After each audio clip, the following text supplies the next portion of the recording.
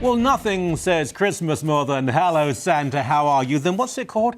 Reviving the Islamic Spirit, December 21st to 23rd. The kids all love it.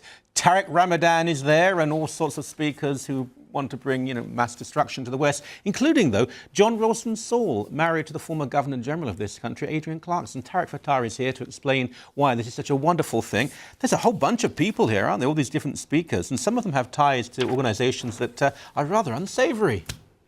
Well, it doesn't matter. Anyone can come in this country, speak against the West, speak against NATO, speak against Western civilization, and we don't have the spine to stop them. You've noticed we were able to stop that, fringe pastor. Terry Jones, yeah. Yes, we did everything possible, but then we let in Imran Khan to come in and lecture and take a considerable amount of money from our community and deploy it for propaganda against the West. Well, this list here, these people, I mean, I know some of them, but you've seen the list. Is there...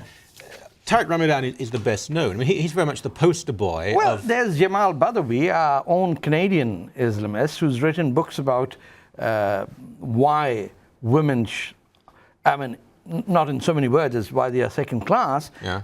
There's Imam Zaid Shakir, who actually at one stage said it's okay to attack American military aircraft if they were carrying the 82nd Airborne Division. Yeah. So that is a different thing. Shooting down a passenger plane, oh, well, I'll compromise on military planes. These are radical, anti-American, anti-West people whose ideology is seeped in the Muslim Brotherhood and different shades of it, where they say the disagreement among them is, how long should it take before we bring down Western civilization and rub its face in the ground? Is it today, tomorrow, maybe 2 weeks' time? Now, or 100 years or 200 years. Exactly. They're willing to. Karen Armstrong, she's a failed Catholic nun. She's been, when I lived in Britain still, so going back more than 25 years, she was around then. She's not a foolish woman, but she keeps on writing books of Islamic apologetics, religion. She's increasingly anti-Christian. She's going to be there. Couldn't really care less. But John Ralston Saul, who's meant to be a public intellectual, I know John, he's a nice enough guy, but I don't think there's much original there. But of course, he's married to the woman who used to be our Governor-General, Adrian Clarkson, who is, and I do know, one of the most colossal snobs you could ever meet. But what does that say about this country, that someone of his establishment prestige will spend a day with these extremists? Liberal white guilt is now acceptable. Liberal white intelligentsia today finds quite a lot of comfort when they sit amongst Islamists, almost as if they were sitting with the Viet Cong, the wrongful invasion of Vietnam by the French and the Americans. That's the sort of mindset that allows these intellectuals, who I respect, but they validate and authenticate the most radical elements of Muslim society as the valid one. So, for him, by going there, what he's saying is that the revival of Islamic conference organizers, who, by the way, are quite unashamedly pro-Sharia, pro-Jihad, support the Muslim Brotherhood, he's saying by his presence that they're okay, but he's not the only one.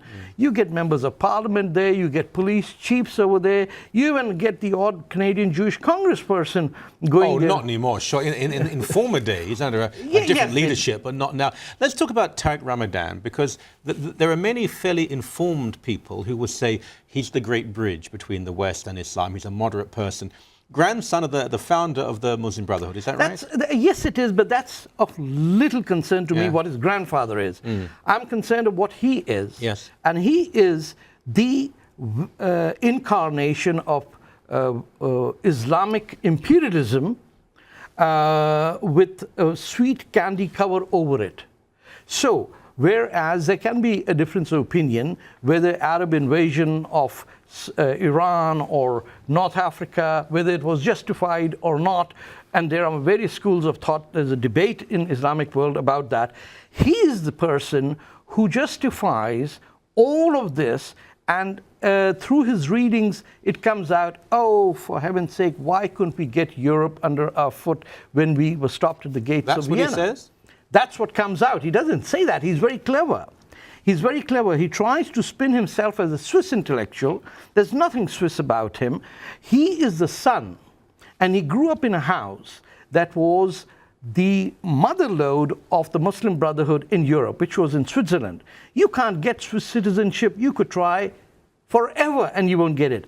His father was sent there by the CIA to implement attacks on liberal nationalists in the Arab world.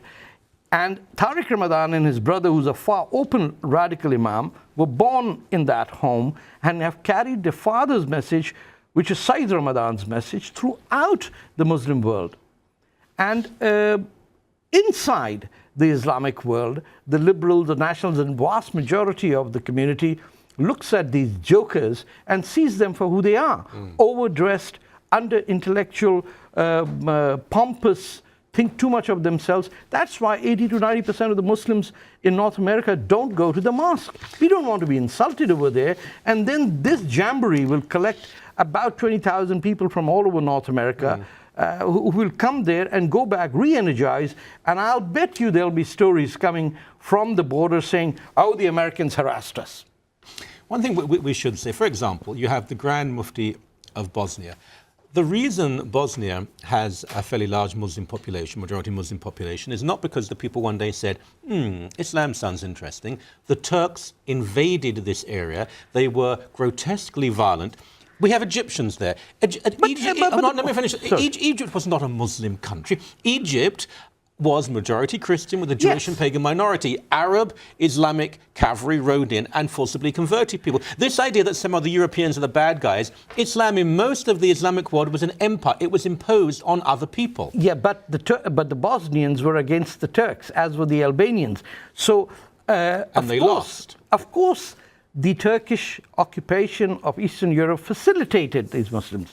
But Muslims of Bosnia or Romania or these places were vastly different. The Tatars, Muslims in Russia are vastly different. Well, they were. There aren't many in Romania, but certainly in Bosnia, in Central Asia, the Muslims there are traditionally moderate, but you know as well as I do, they've been destroyed it is changing now with Saudi money. Because of Gulf money coming in and because of these mullahs. Thank you as always. Thanks a lot.